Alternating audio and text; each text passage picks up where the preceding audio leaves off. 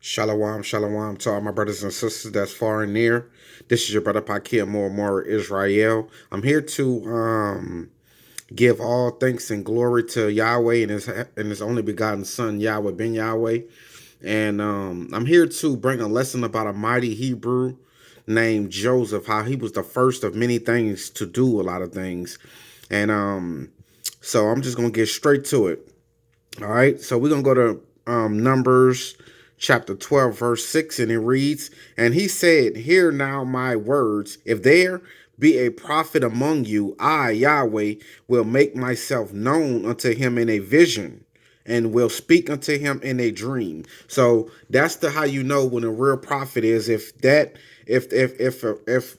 Most High make itself known into a vision and speaking to him into a dream. That's the only way that you could be a prophet. So anything else other than that is a false prophet.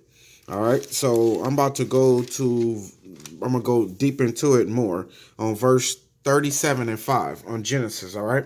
And it reads, and Joseph dreamed a dream, and he told his brother, and they hated him yet the more. And he said unto them, Hear, I pray you, this dream which I have dreamed. All right. So actually that's what he told his brothers that Joseph dreamed a dream and he told his brethren they hated him yet the more, right? So let's go drop down to verse 8. And his brethren said to him, Shall thou indeed reign over us, or shall thou indeed have dominion over us? And they hated him yet the more for his dreams and for his words. Okay, go down to verse 10. And he told it to his father and to his brethren, and his father rebuked him and said unto him, What is this dream that thou hast dreamed? Shall I and thy mother and thy brethren indeed come down? Come to bow down ourselves to thee to the earth? Well, that's exactly what happened, basically. But right now I'm just gonna go into the aspects of how he was the first of many things, and I'm going right now as far as like the edification of the prophecies, his prophets. So let's go to chapter 47 and verse 12, and it reads, "And there was okay, and there was there." with us a young man, a Hebrew, servant to the captain of the guard, and we told him, and he interpreted to us our dreams, to each man according to his dream. He did interpret it, and it came to pass as he interpreted to us, so it was.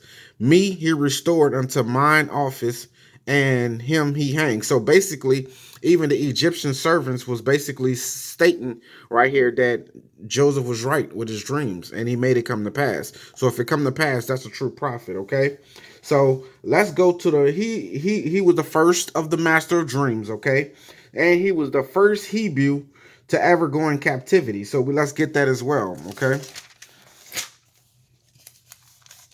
this is about Joseph, how mighty he was. Okay, um. We're gonna go to 37 verse 28. And it came to pass when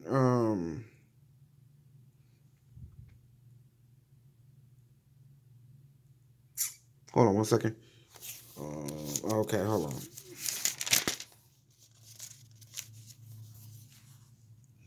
on. Okay.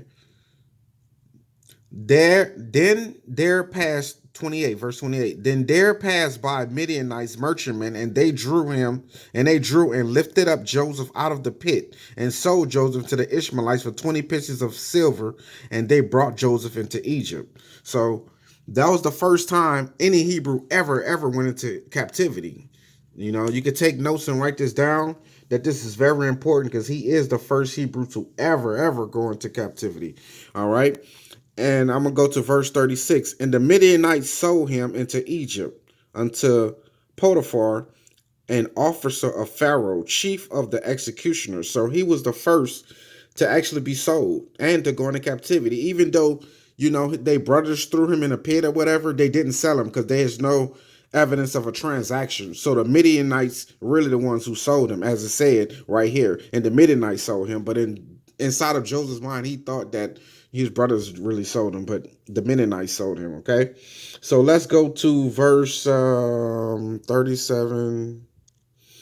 And that's put more ices on the cake right here for that his brothers didn't even sell him because they didn't know that he even got up out the pit. This is more evidence. And Reuben returned unto the pit, and behold, Joseph was not in the pit, and he rent his clothes.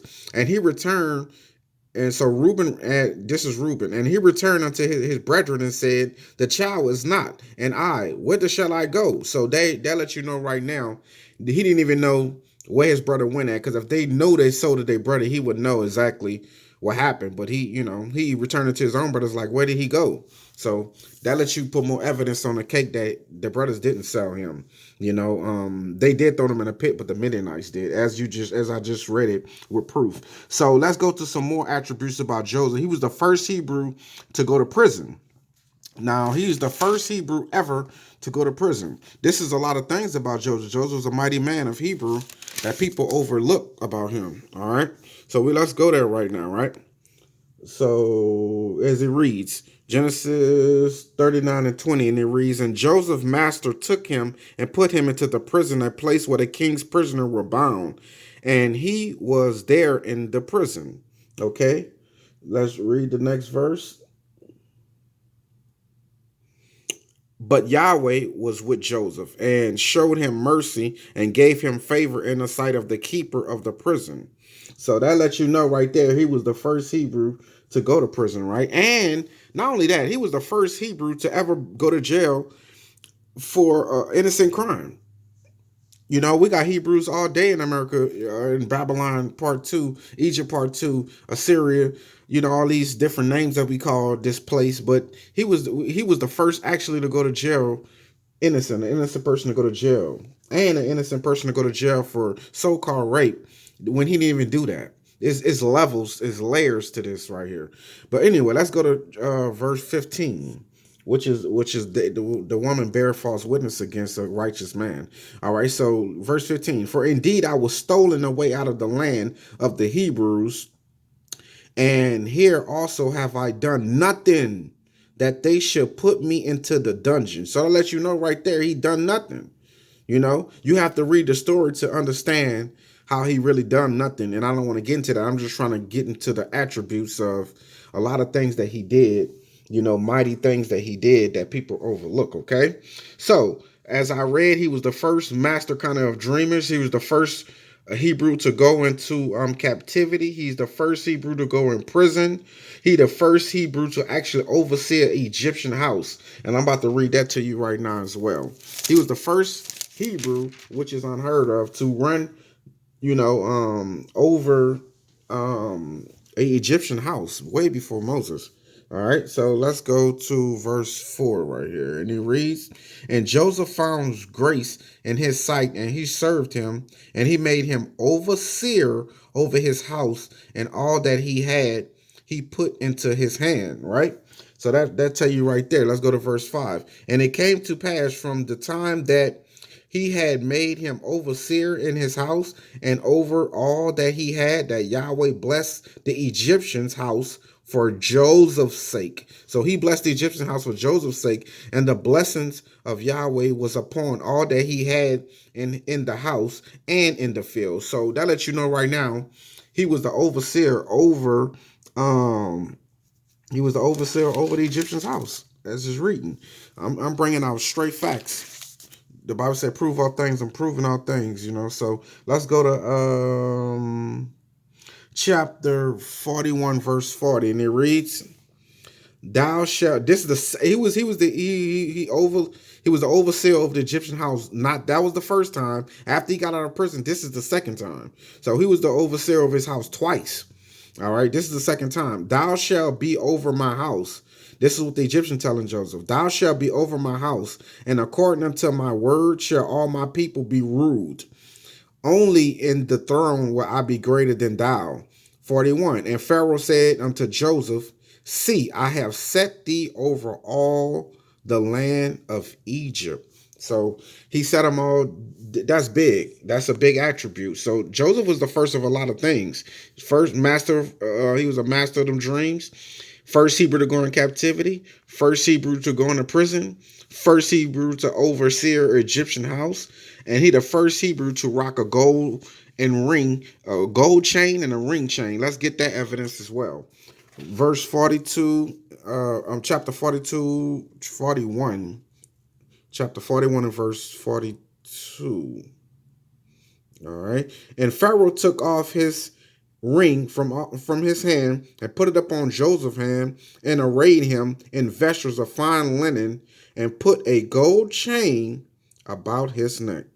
Let's read that one more time. And Pharaoh took off his ring, which was a gold ring, from his hand and put it upon Joseph's hand and arrayed him in vestures of fine linen and put a gold chain about his neck. So he was the first one to rock a gold chain out of all the Hebrews. Trust that. Do your research and look that up. First Hebrew to have a car as well. So let's go to first verse 43, or should I say a ride, a chariot or a ride, same thing. And he, verse 43, and it reads, and he made him to ride in the second chariot. I'm going to say that again. And he made him to ride in the second chariot which he had, and they cried before him, bowed the knee, and he made him ruler over all the land of Egypt. So that's another prophecy when he dreamed that people's going to be bowing down, but also his family as well, too, that he dreamed a while ago, okay? So he was the first Hebrew to have a rod, okay? Now let's get down to the most important thing. You know, he was the first Hebrew to run a store. People don't talk about that. He the first Hebrew to run a store. Let's get the proof on that, okay? The first Hebrew ever to run a store, all right? So let's read. It reads chapter 47, chapter 41, verse 47. And it reads, and in the 7 plenteous years, the earth brought forth by handfuls. 48. And he gathered up all the food of the 7 years which were in the land of Egypt, and laid up the food in the cities, the food of the field, which was round about every city, laid up in the same. So when you laid up food in the city, if you lay up a food right now in Walmart or in your grocery store, that's a store. When you lay up the food for the cities, okay, let's read it again. And he gathered up all the food of the 7 years which were in the land of Egypt, and laid up the food in the cities. Okay, that's the story. The food of the field which was round about every city, laid he up the same. So that's what he did. Okay, so let's get further proof on that. Okay, on verse 36 right here, and it reads 36, chapter 36. And that food shall be in the readiness to the land against the 7 years of famine, which shall be in the land of Egypt, that the land perish not through the famine. I'm going to read that one more time. And the food shall be in the readiness of the land against the 7 years of famine, which shall be in the land of Egypt, that the land perish not through the famine. All right. So let's go up one more to 35.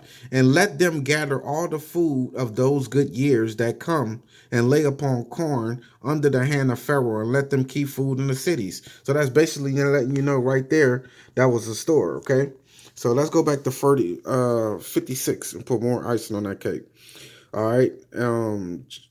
Genesis 41 and 56, it reads, and the famine was over all the face of the earth, and Joseph opened all the storehouses. There you go with the story, the first one in the store.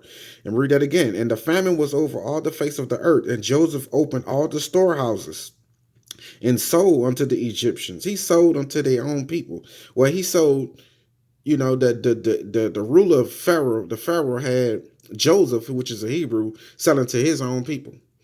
Man, that's a blessing, man. That's mighty. That's major. That's major. All right. And the famine was over all the face of the earth, and Joseph opened all the storehouses and sold them to the Egyptians, and the famine waxed sore in the land of Egypt. Okay. So I just wanted to go there. Let's go to 57. And all the countries came into Egypt to Joseph to buy grain, because the famine was so sore in all lands. There you have it, man. He was the first to run a store. All right.